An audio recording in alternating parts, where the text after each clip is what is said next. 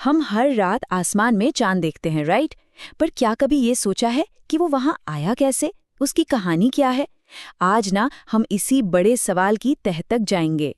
ये बस कुछ साइंस के फैक्ट्स नहीं हैं, बल्कि ये तो हमारे चांद के जन्म की एक बहुत ही अविश्वसनीय और ड्रामेटिक कहानी है। तो चलिए इस कहानी को ना बिल्कुल शुरुआत से समझते हैं। तो हमारी कहानी की शुरुआत होती है आज से बहुत बहुत पहले, एक ऐसे वक्त में जब हमारा सोलर सिस्टम, आप कह सकते हैं, एक युवा और काफी उथल पुथल वाली जगह थी। हाँ, करीब करीब 4.5 अरब साल पहले। ये एक ऐसा नंबर है ना जिसे सोच पाना भी मुश्किल है।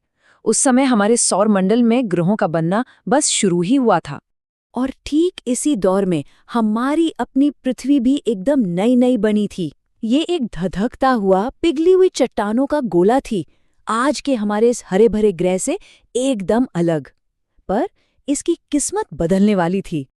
अब आता है कहानी का सबसे बड़ा टर्निंग पॉइंट। वैज्ञानिक इसे महाटकराव या जाइंट इम्पैक्ट थ्योरी कहते हैं, और ये एक ऐसी ब्रह्मांडीय घटना थी जिसने सब कुछ बदल दिया। तो इस कहानी का दूसरा अहम किरदार था थिया नाम का एक ग्रह। और ये कोई छोटा मोटा चट्टानी टुकड़ा नहीं था, बल्कि इसका आकार, आप समझिए, लगभग मंगल ग्रह जितना बड़ा था। जरा सोचिए, एक और ग्रह हमारे सौर मंडल में उस वक्त घूम रहा था। और फिर वो हुआ जो किसी ने सोचा भी नहीं होगा। थिया, वो ग्रह, सीधा हमारी युवा पृथ्वी से आकर टकरा गया। ये हमारे सौरमंडल के इतिहास की सबसे बड़ी और सबसे भयानक टक्करों में से एक थी।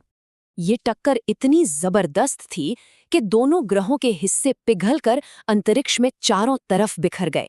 खरबों टन पिघली हुई चट्टान और मलबा पृथ्वी के चारों ओर फैल गया।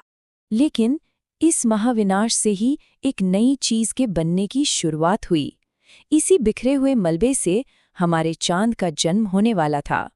ये जो जला हुआ मलबा था, जो कि असल में पृथ्वी और थिया दोनों के टुकड़ों से मिलकर बना था, वो पृथ्वी के चारों ओर एक विशाल रिंग की तरह चक्कर काटने लगा। और यही हमारे चांद का रॉ मटेरियल था। अब गुरुत्वाकर्षण यानी कि ग्रेविटी ने अपना काम शुरू किया। सबसे पहले तो, जैसा कि हम जानते हैं, ये मलबा चारों ओर बिखरा हुआ था।